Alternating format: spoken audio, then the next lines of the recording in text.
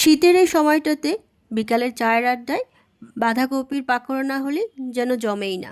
আসসালামু আলাইকুম everyone, welcome back to my channel. আজকে আমি তৈরি করে দেখাবো বাঁধাকপি দিয়ে মুচমুচে পাকোড়া রেসিপি। বাঁধাকপির এই পাকোড়াগুলো বানানো যেমন সহজ, খেতেও কিন্তু দারুণ মজাদার। তাই অনুরোধ থাকবে একবার হলো বাসায় তৈরি করে খাওয়ার। চলে যাচ্ছি মূল রেসিপিতে। এখানে আমি একটা বাঁধাকপি নিয়েছি, আর বাঁধাকপির পাতাগুলো থাকে সেগুলো ফেলে দিয়ে বাঁধাকপিটা ভালো করে ধুয়ে এবার একটা অংশ আমি কেটে নিয়েছি। আর এবার আমি খুব ভালো করে কুচি কুচি করে নিব, যতটা সম্ভব মিহি করে কুচি করে নিতে হবে। কি করে না বাঁধাকপিগুলো আমি একটা বলে নিয়ে দিচ্ছি হাফ টেবিল চামচ লবণ। এরপর লবণ দিয়ে খুব ভালো করে আমাকে এটাকে মিক্সড করে নিতে হবে। কিছুক্ষণ মিক্সড করলেই আমাদের বাঁধাকপি থেকে অনেকটা পানি বের হয়ে যাবে, আর এই পানিটা ফেলে দিতে হবে। এরপরে আমি বাঁধাকপিতে দিচ্ছি 1 টেবিল চামচের মতো ধনিয়াপাতা, দিচ্ছি স্বাদ মতো মরিচ, তারপরে হালকা পরিমাণে দিচ্ছি হলুদ। একটা ডিম দিয়ে খুব ভালো করে একটু মিক্সড করে নিচ্ছি।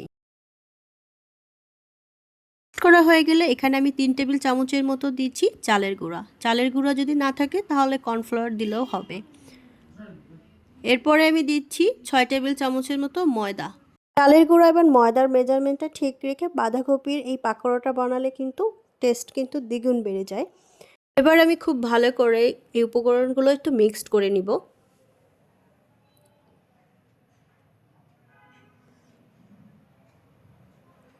মিক্সড করা হয়ে গেলে আমি এটাকে ভাজি করে নিব। এখন আমি দিয়েছি ফ্রাই প্যানে যথেষ্ট পরিমাণে তেল, আর আমি এবার তেলটা গরম হয়ে আসলে পাকোড়াগুলো শেভ করে তারপরে আমি ভেজে নিচ্ছি। ডুবো তেলে ভাজতে হবে, আর এই পর্যায়ে কিন্তু চুলার আঁচটা একদম মিডিয়াম আঁচে থাকবে।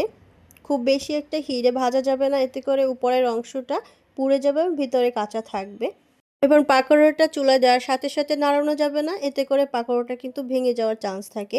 একটা পাশ হয়ে যাওয়ার পরে আমরা পাকোড়াটাকে একটু উল্টিয়ে দিব, এতে করে আমাদের পাকোড়াটা কিন্তু ভেঙে যাবে না।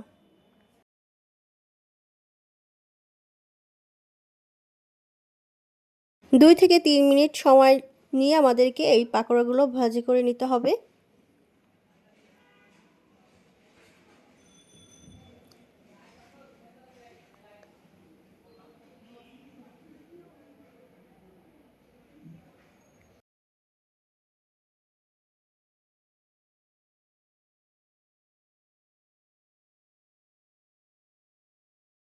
পাকোড়াগুলোর কিন্তু একটা পারফেক্ট কালার চলে এসেছে। এবার আমি পাকোড়াগুলোকে তুলে নিচ্ছি।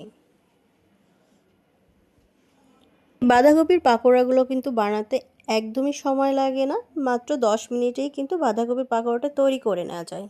আমি চেষ্টা করেছি খুব সহজভাবে রেসিপিটি শেয়ার করার। আশা করি আজকের রেসিপিটি ভালো লাগবে, আর ভালো লাগলে অবশ্যই আমার চ্যানেলটাকে সাবস্ক্রাইব করে আমার চ্যানেলের পাশেই থাকবেন। আজ এই পর্যন্তই, দেখা হবে অন্য কোনো ভিডিওতে। আল্লাহ হাফেজ।